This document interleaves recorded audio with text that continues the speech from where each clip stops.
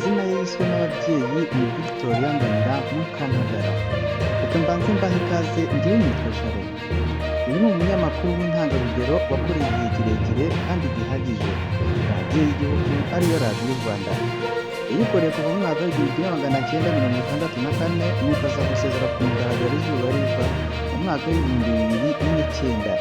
Iyi mvura itagira uko isa yari azwi cyane cyane mu biganiro byigarurira imitima ya benshi nka wari uzi ko, abana tuganire na jya mbere mwari w'u Rwanda.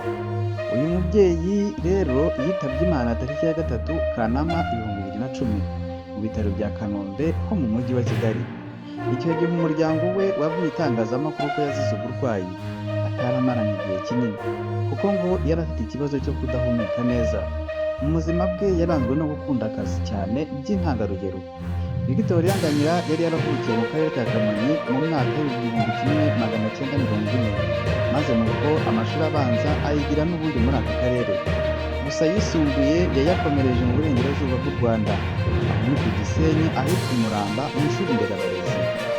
Victoria Nganira hari indi mirimo yakoze mbere y'uko ari umunyamakuru w'umwuga, aho yigishije umwaka umwe, nyuma yaho aza gutangira akazi k'itangazamakuru mu mwaka w'igihumbi kimwe magana cyenda mirongo itandatu na kane mu kwezi kwa munani. Victoria Nganira umaze imyaka isaga 15 yaritabye Imana, yasize abana 7 barimo umwe n'ubundi ukora umwuga w'itangazamakuru.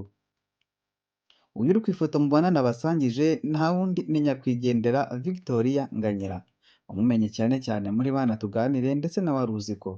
Iyi mirimo ye ntituzayibagirwa habe na gato, gusa Imana ikomeze imutuze heza kandi Imana izamuduhere ijuru. Iruhuko ridashira mubyeyi mwiza.